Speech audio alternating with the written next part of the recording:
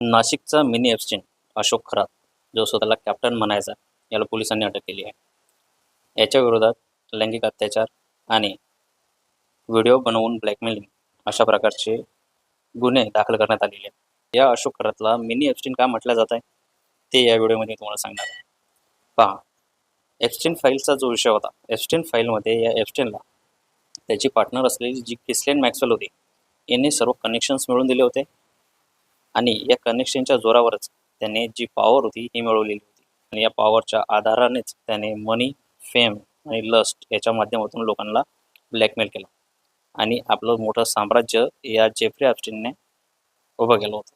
आणि त्याच प्रकारे या अशोक खरातने सुद्धा पहिले कनेक्शन्स अँड पॉवर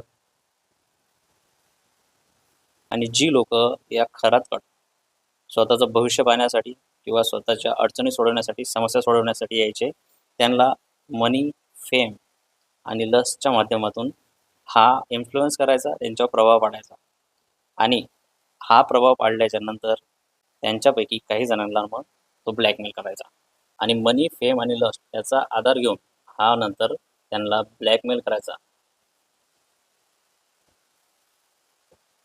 याच्याजवळ पोलिसांना जवळपास 58 व्हिडिओज सापडले.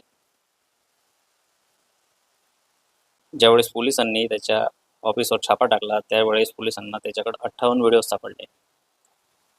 त्यामुळे याची जी मॉडस ऑपरेंडी आहे, या अशोक खरातने जी मॉडस ऑपरेंडी वापरलेली आहे, ही संपूर्ण या जेफ्री एप्स्टीनसारखी आहे आणि याच कारणामुळं याला मिनी एप्स्टीन असं म्हटलं जात आहे. या प्रकरणावर आपण अजूनही व्हिडिओ बनवूया. त्यासाठी तुम्ही हा व्हिडिओ शेअर करा आणि या व्हिडिओला लाईक करा. शिवाय आपल्या चॅनलला सबस्क्राईब करा.